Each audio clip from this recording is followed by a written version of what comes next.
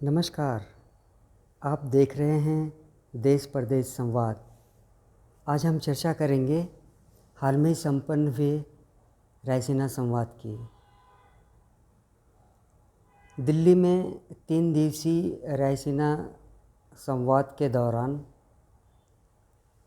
विदेश मंत्री डॉक्टर सुब्रमण्यम जयशंकर ने अपने जवाबों से एक बार फिर से मीडिया में क्या खूब सुर्खियाँ बटोरी हैं। आपको याद होगा, हाल में ही अमेरिका में 2+2 स्तरीय वार्ता हुई थी। इस दौरान हुए एक प्रेस वार्ता में अमेरिकी विदेश मंत्री ने भारत का नाम ज़बरदस्ती घसीटने की कोशिश की रूस से तेल आयात करने के मसले पर। अमेरिकनों को सटीक जवाब देते हुए डॉक्टर सुब्रमण्यम ने कहा कि अपनी कुछ ऊर्जा ज़रूरतों को पूरा करने के लिए ही भारत रूस से तेल आयात करता है। जबकि आप एक नज़र यूरोप के ऊपर भी डाल करके देखिए, यूरोप तो एक दोपहर में ही जितना तेल आयात करता है वो भारत द्वारा एक महीने में आयातित कुल तेल से भी ज़्यादा है। उनके इस जवाब से अमेरिकनों की बोलती बंद हो गई और डॉक्टर जयशंकर के इस जवाब को भारत में बहुत सराहा गया और मीडिया में इसकी खूब चर्चा हुई। इसी तरह रायसीना संवाद के दौरान यूरोपीय देशों को आईना दिखाते हुए डॉक्टर जयशंकर ने कहा कि आप केवल यूक्रेन को ही नहीं देखें, आप एक नज़र एशिया पर भी डाल लीजिए, यहाँ पर भी बहुत कुछ हो रहा है। यूक्रेन मुद्दे पर यूरोपीय देशों को जवाब देते हुए डॉक्टर जयशंकर ने कहा कि जब नियम आधारित व्यवस्था को चुनौती दी जा रही थी तब यूरोप भारत को और अधिक व्यापार करने की सलाह दे रहा था। आप शुक्र मनाइए कि हमने आपको इस तरह की कोई सलाह नहीं दी। जाहिर है डॉक्टर जयशंकर इशारों में चीन की चर्चा कर रहे थे। उन्होंने कहा कि जो पश्चिमी शक्तियां हैं वो एशिया में क्या कुछ हो रहा है उससे एकदम बेखबर है।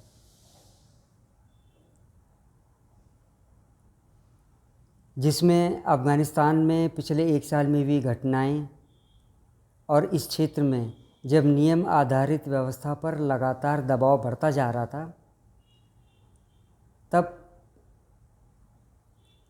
विश्व कहाँ था, तब यूरोप कहाँ था। मंत्री जी ने बड़ी सफाई से यूरोपीय देशों से ये पूछ ही लिया कि थे कहाँ जनाब आप जब एशिया खतरों से दो चार हो रहा था। यूक्रेन में आया संकट यूरोप के लिए चेताने वाला हो सकता है,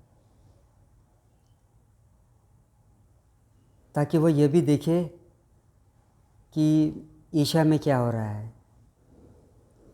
डॉक्टर जयशंकर रायसीना संवाद में खिताब करते हुए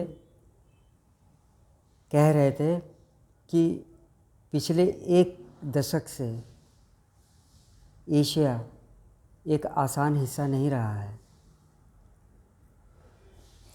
नॉर्वे के विदेश मंत्री एनिकेन व्हीटफील्ड से मुखातिब होते हुए उन्होंने कहा कि यूक्रेन की लड़ाई तत्काल समाप्त हो और कूटनीति व बातचीत के रास्ते पर लौटने के लिए भारत ने अपने तौर पर दबाव डाला है। उन्होंने कहा कि आपने यूक्रेन की बात कीजिए, आपने यूक्रेन की बात की, आप याद कीजिए कि अफ़गानिस्तान में क्या हुआ। दुनिया ने अपने फ़ायदे के लिए समूची नागरिक व्यवस्थाओं को अफ़गानिस्तान में अपने हाल पर छोड़ दिया था। उन्होंने कहा कि प्राथमिकताएं अलग हैं और ये बहुत स्वाभाविक है। डॉक्टर जयशंकर ने जो कुछ कहा उसकी 3 खास बातें हैं। उन्होंने कहा कि हम चाहते हैं कि यूक्रेन में लड़ाई तत्काल प्रभाव से ख़त्म हो। उन्होंने इशारों में साफ तौर पर यह बता दिया कि अफ़गानियों को कैसे मझधार में अकेला छोड़ दिया गया। और तीसरी जो सबसे महत्वपूर्ण बात उन्होंने कही वो ये कि एशिया में इस तरह की उठापटक पिछले 1 दशक से चालू है।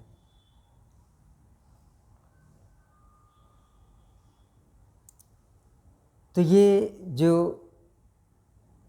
कुछ भारत के द्वारा रायसीना संवाद में यूरोपीय देशों को और विश्व को कहा गया वो इस बात का संकेत है कि भारत अब आज एक इतनी मजबूत स्थिति में खड़ा है कि सारा विश्व भारत से दोस्ती करने के लिए लालायित है और वो ये चाहता है कि विश्व में उठने वाले मुद्दे पर भारत उनके पक्ष में खड़ा हुआ दिखाई दे। इन सब चीज़ों से एक चीज़ साफ साफ परिलक्षित होती है कि भारतीय विदेश नीति इस वक्त एक बहुत मजबूत स्थिति में खड़ी हुई है। आज के लिए बस इतना ही। आपसे अनुरोध है कि आप मेरे इस चैनल को देखिए, साझा कीजिए और मेरे साथ जुड़े रहिए। जय हिंद।